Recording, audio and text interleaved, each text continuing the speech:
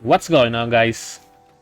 It's your boy Ajen back again for another Outerplane video. And for today, it's time for some Waifu review. Because today, I'm gonna be reviewing the Waifu Francesca, which in my honest opinion, is one of the best, if not the best DPS in the game right now. She is competing with Noah for the #1 spot for the best DPS in the game. Because Francesca's damage ceiling is very high, especially if you can land those bleed debuffs and proc her ultimate skill, and also if you build a team around her, she excels really well. So how good is Francesca? Francesca is a really good boss killer. If you've seen my earlier published video on the Glycis stage 9 hunt, she deals the most DPS on that stage, and one of her biggest advantage over Noah is that she does not have any weakness element aside from the light, which also she counters. Not all because Noah, if Noah battles a water type, Noah can deal less damage, but no, a fire type. If Noah battles a fire element, Noah damage is a bit less because of the type advantage, and also Noah will take more damage against fire. But in the case of Francesca, she is a dark element. Light can deal more damage to her, but it's vice versa also. She can also deal more damage to the light enemies. And for other elements, she is neutral, which makes her really stand out because you can just take her anywhere in the game. That is how good she is. And not only she is good for everything in PvE. Mind you guys, in PvE, she is top tier.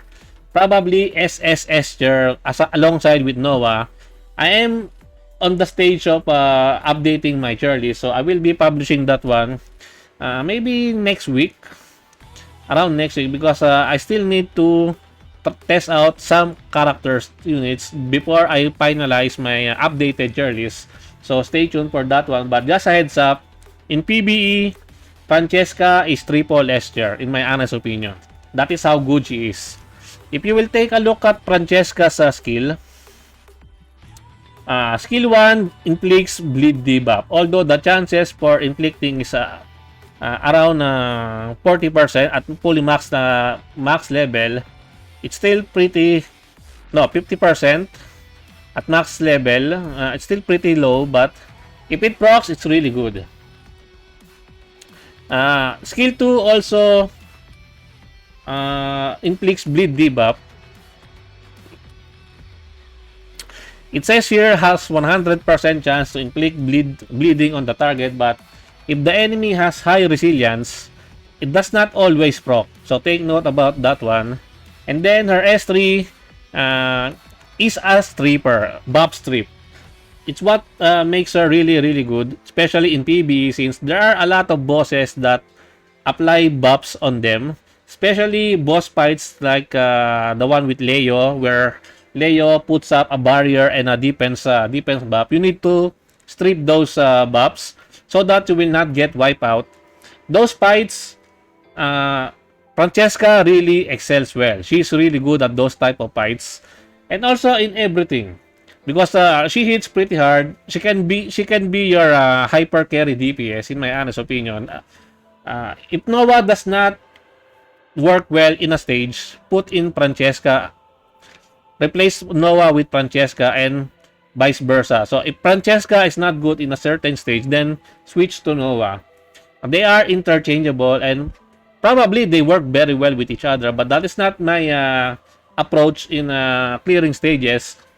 Because I usually have 2 supports, 1 healer, and then 1 main DPS. That is my my way to go in clearing content. But you can have 2 DPS, main DPS, 1 sub DPS, 1 support, and 1 healer on your team. I'm not really sure why tank is not really needed because I've already cleared the contents and without using any tank. That is why I'm gonna be downgrading Veronica's rating in my updated tier list. But let's not talk about that one. Let's talk about Francesca. She's really that good. As you can see, my skills are not fully maxed out because I'm really valuing my skill books. Skill books are very rare in this game. As you can see, even though I can fully max this one out, I'm still trying to test out other characters. That is why I'm not really fully maxing this one as of now. But in the long run, I'm gonna be maxing this out. And in PvP, Francesca is also really good, but she's not the best in PvP. And that is probably her downside if you are going to compare Francesca to Noah, because Noah can really cleave in PvP because Noah is an AoE damage dealer while Francesca is only a single target DPS. But there might be an exception to that one.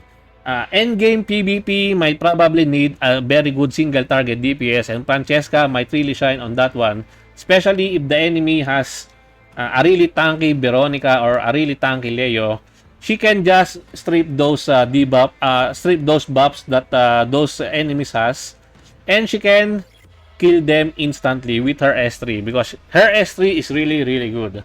Now, how do you use Francesca?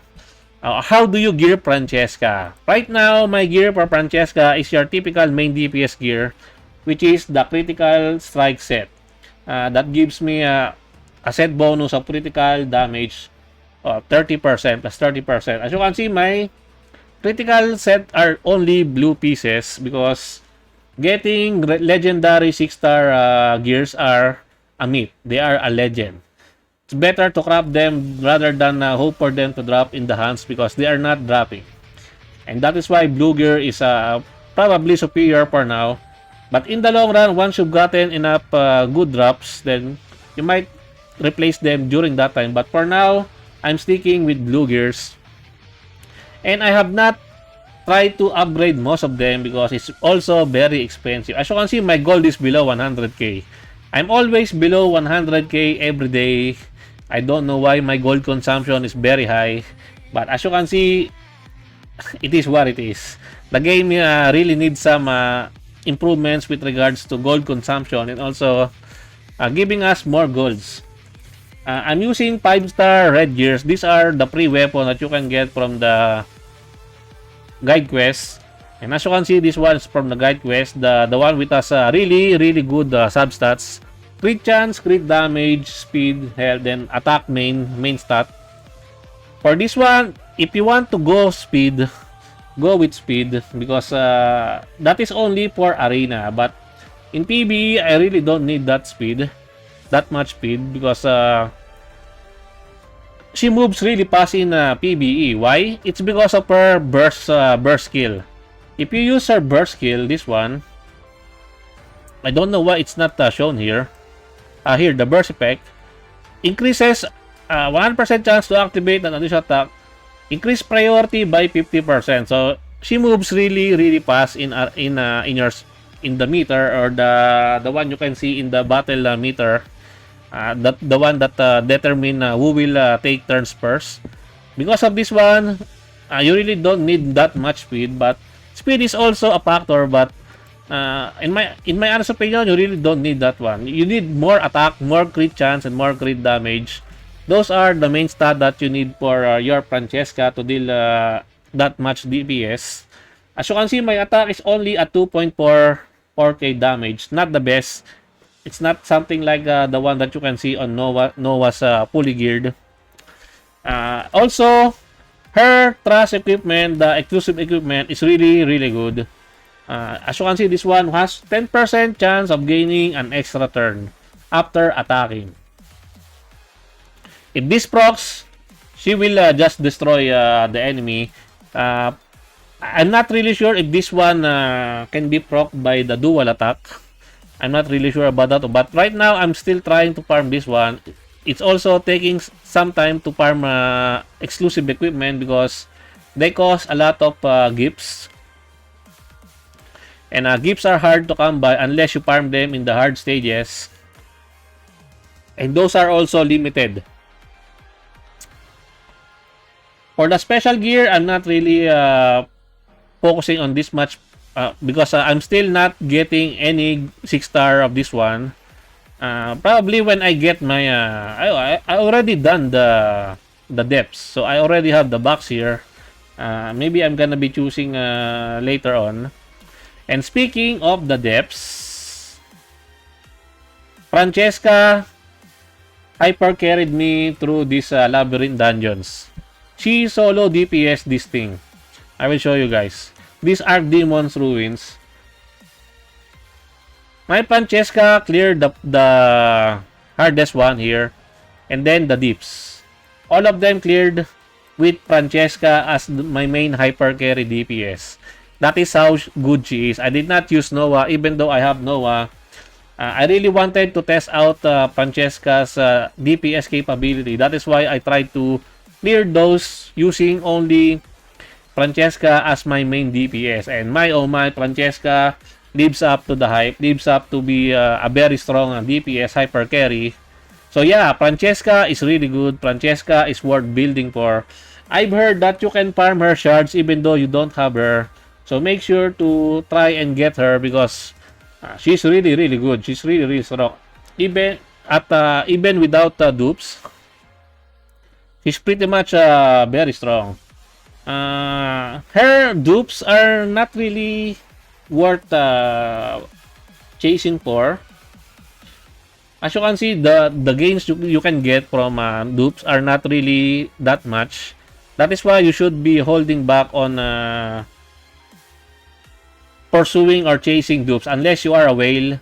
If you are a whale, then yeah, just go ahead and summon for those characters. But if you are not a whale and you are an F2P, you should not be chasing for dupes because right now 3-star are a-okay in my honest opinion. Well, anyway guys, I think that's it for me for today. I hope you enjoyed this video. Please leave a like and subscribe. I would really appreciate it if you can help me grow my channel more. And thank you to everyone who are supporting my channel. I appreciate every one of you. Until next time, peace.